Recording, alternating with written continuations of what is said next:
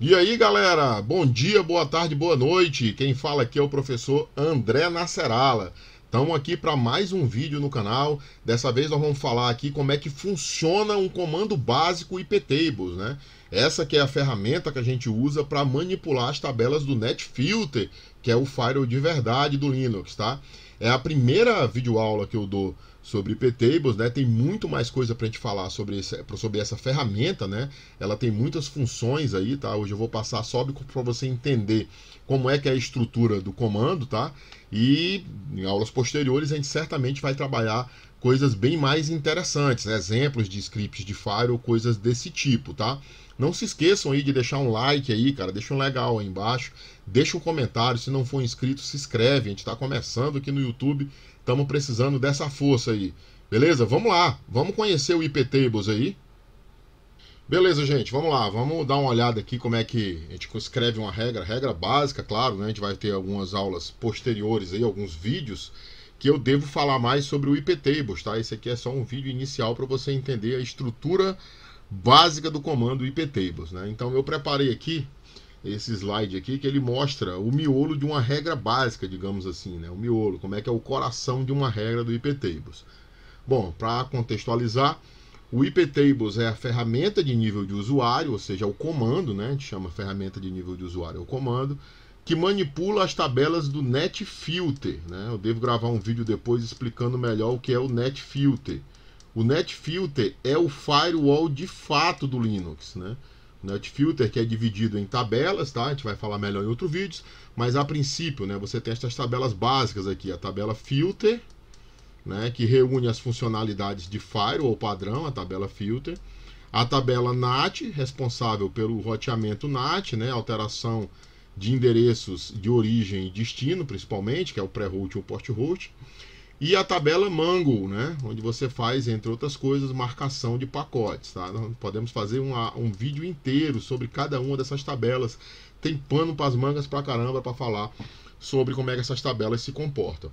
Então essas tabelas, pessoal, são hierárquicas e você inclui regras nas tabelas do NetFilter através do comando iptables, né? Ele é feito para isso. Então o iptables aciona uma dessas tabelas e inclui uma regra lá dentro, tá? O que são essas regras? Eu classifico o tipo de tráfego, digo de que tipo de tráfego que eu estou falando, que a gente chama aqui no comando iptables de regra, né?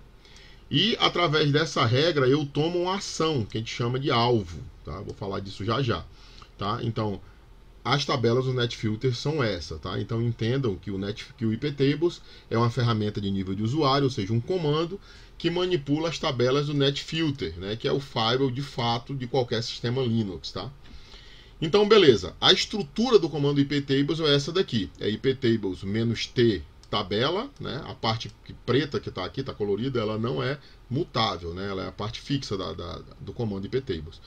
Então, -t tabela, aí esse "-x" aqui, ele pode ser, entre outras coisas, incluir a regra no início ou no fim da cadeia, né? O que é a cadeia? A cadeia é como se divide cada tabela. Cada tabela dessa daqui, seja a tabela filter, seja a tabela NAT ou seja a tabela Mango, ela é dividida em cadeias, né? A cadeia tem a ver com o tipo do tráfego. Por exemplo, a tabela filter, ela se relaciona com o tráfego de entrada, né? Vamos botar um firewallzinho aqui, ó. Você tem um firewall, equipamento, né? E o firewall geralmente tem duas interfaces de rede, tá? Então, a tabela filter, ela tem essas três cadeias. O tráfego que chega na máquina é chamado de input. O tráfego que é gerado pela máquina e sai da máquina é chamado de output. E o tráfego que atravessa a máquina é chamado de forward, tá?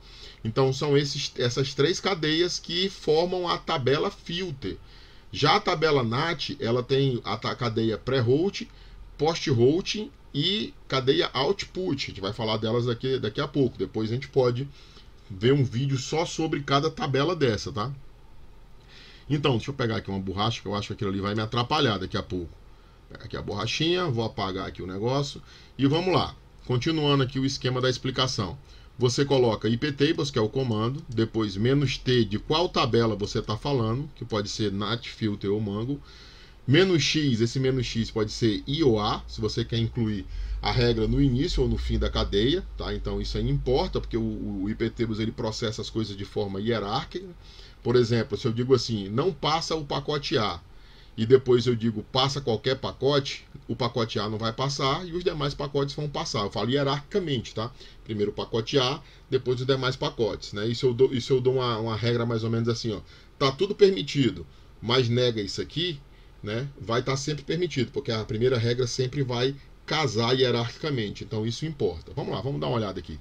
Então as tabelas, elas podem ser a tabela filter, que é o file de fato, NAT, que é a alteração do endereço de origem e destino, né? Roteamento NAT, a gente pode chamar assim, e tabela Mangle, tá? Que faz, entre outras coisas, a marcação de pacotes. Ali onde tem menos x é se eu vou incluir essa regra no início ou no fim da cadeia, certo? Então, se eu for incluir a regra no fim da cadeia, é menos A. Então, ela vai colocar... A cadeia é formada em linhas, né? Se eu coloco menos A, essa regra vai ser incluída no fim da cadeia. Se eu coloco menos I, hierarquicamente, ela é uma regra superior, vai ser incluída no início, tá? Depois, a cadeia que eu me refiro, que pode ser qualquer uma dessas daqui, né?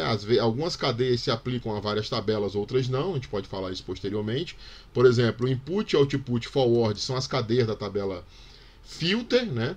Pré-route e post-route são cadeias da tabela NAT, tá? Mas, por exemplo, existe uma outra cadeia output que se aplica à tabela NAT, tá? Então, é desse jeito que funciona.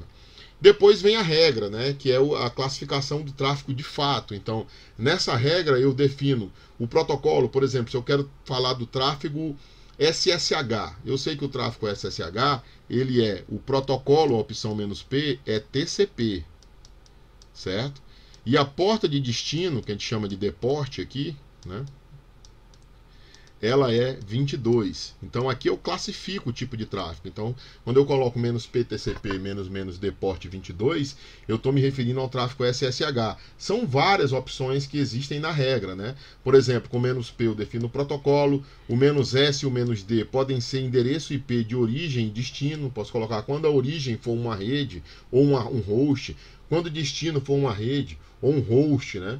Aí "-i" e "-o", minúsculo, né? Porque esse daqui da cadeia é maiúsculo, se referem à interface que o pacote deu entrada ou a interface que o pacote deu saída, né? Esse "-i" é de input e esse "-o" é de output. Depois vem "-j", que está em preto, né? Que é a ação que vai ser tomada, e depois essa ação, que é o alvo.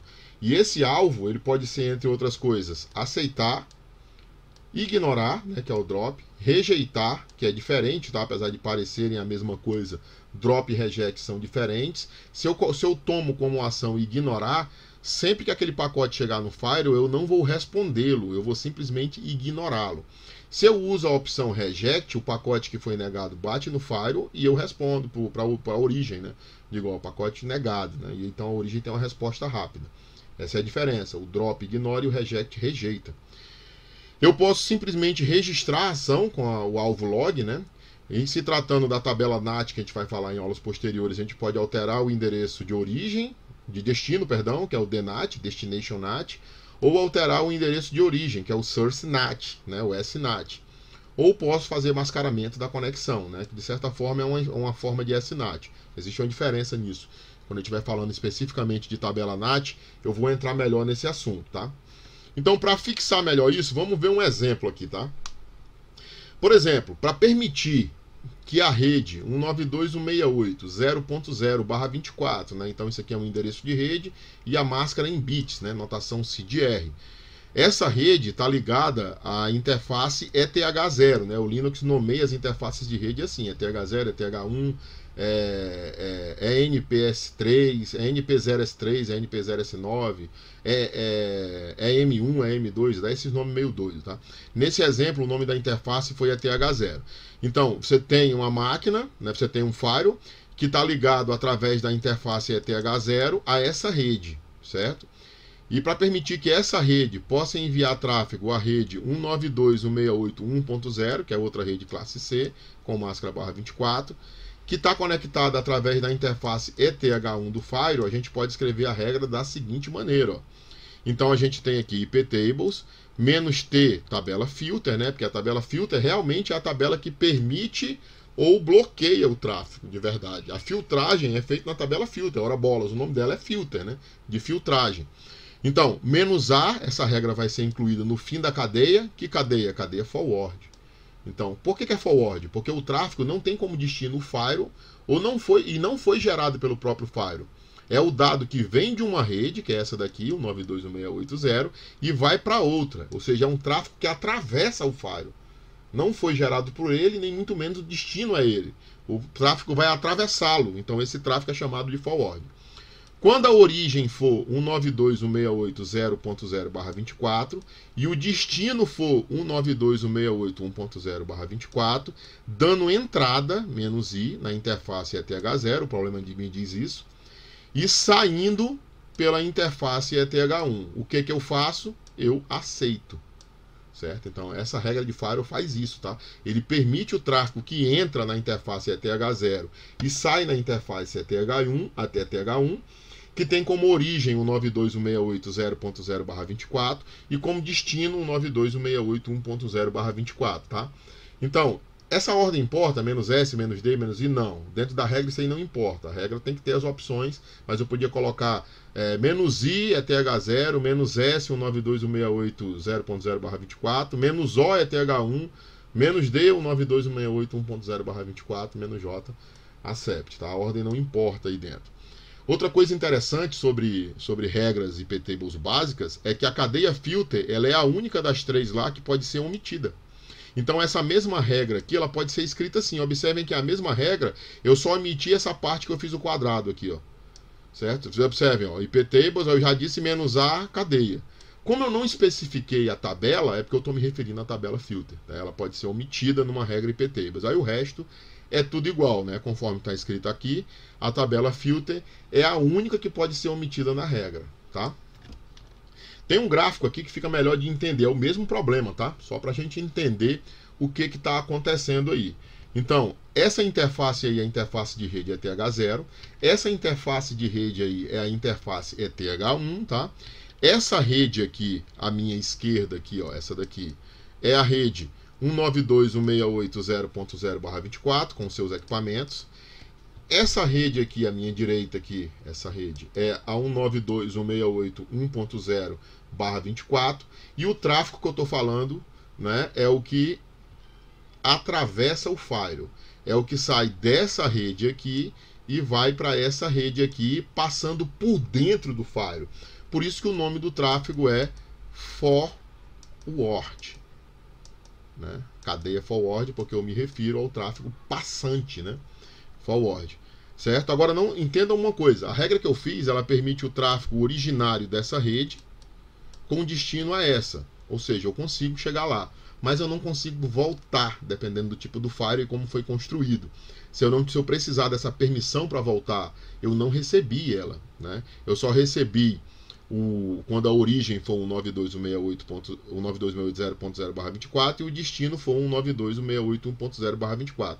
Observem que eu posso querer que essas máquinas aqui façam o caminho inverso, cheguem até 192.168.0.0/24. Como é que eu faria? Eu teria que voltar aqui, né? Escrever mais uma regra, mudando isso aqui de S para D, isso aqui de D para S. Esse I aqui de menos I seria menos O, e esse menos O seria menos I. Outra regra, duas regras, uma permitindo a ida e outra permitindo a volta, tá? Senão só conseguiria ir, mas não conseguiria voltar. Beleza, gente? Esse foi o primeiro vídeo que eu falo de iptables aqui, né? E mostro como é que constrói um comando básico, tá? Tem mais coisas ainda sobre iptable, tá? Isso aqui é só o comecinho do negócio. Depois eu vou fazer até uma aula mais teórica sobre a fundamentação de como é que funcionam firewalls. Beleza, gente? Bom, galera, esse foi o vídeo de hoje, tá? Um vídeo bem interessante de um comando aí que certamente pouca gente conhece a fundo, né? Na verdade, a gente deu a introdução do comando.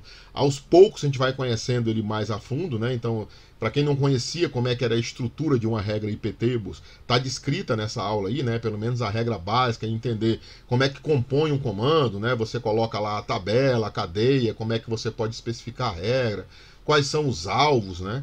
Conteúdo bem interessante aí para quem trabalha com essa parte de segurança ou administra servidores que estão publicados na internet, né? Mesmo que esse não seja um firewall de uma rede, é interessante que você cuide do que é o seu servidor está exposto, né? Como ele está exposto para a internet, tá? Beleza? Não se esqueça aí de deixar um like aí no vídeo, se puder se inscrever no canal, se inscreve, deixa um comentário aí para ajudar a gente nesse começo aí. Vou tentar trazer vídeos sempre às terças, quintas e sábados, sempre às 18h30, tá? E a gente se vê certamente no próximo vídeo, beleza, gente? Obrigado aí, até a próxima!